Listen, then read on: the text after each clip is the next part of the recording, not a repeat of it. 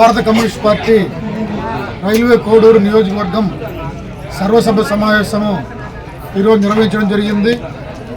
నియోజకవర్గంలోని పార్టీ శ్రేణులంతా కూడా ఈ సర్వసభ్య సమావేశానికి ఇచ్చేసి విజయవంతం చేసినందుకు అన్నమయ్య జిల్లా కార్యదర్శి తరఫున, అదేవిధంగా అన్నమయ్య జిల్లా కమిటీ తరఫున ధన్యవాదాలు తెలియజేస్తున్నాను.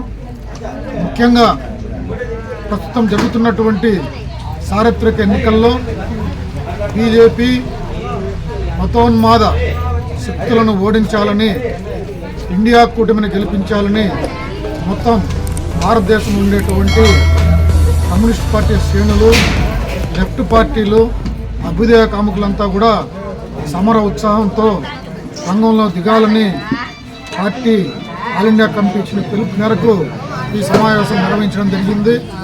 కాబట్టి రైల్వే కోడూరు నియోజకవర్గం ఉండే ప్రజలందరూ కూడా మతోన్మాద శక్తులను ఓడించి లెఫ్ట్ శక్తుల్ని, ప్రజాస్వామ్య శక్తుల్ని గెలిపించాలని ఈ సందర్భంగా విజ్ఞప్తి చేస్తా ఉన్నాం.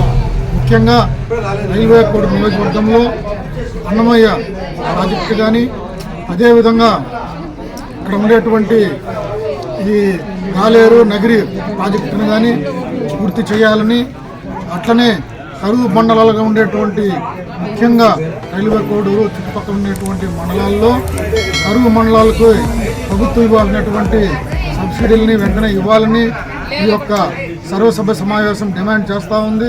అదేవిధంగా రైల్వే కోడూరు నియోజకవర్గంలోని ప్రజాతంత్ర శక్తులు, పార్టీ శ్రేణులంతా కూడా మతోన్మాద శక్తుల పట్ల అప్రమత్తంగా ఉండాలని, వాళ్ళు చేసేటువంటి చర్యలను తిప్పి కొట్టాలని ఈ సందర్భంగా భారత కమ్యూనిస్ట్ పార్టీ అన్నమయ్య జిల్లా సమితి విజ్ఞప్తి చేస్తా ఉన్నది.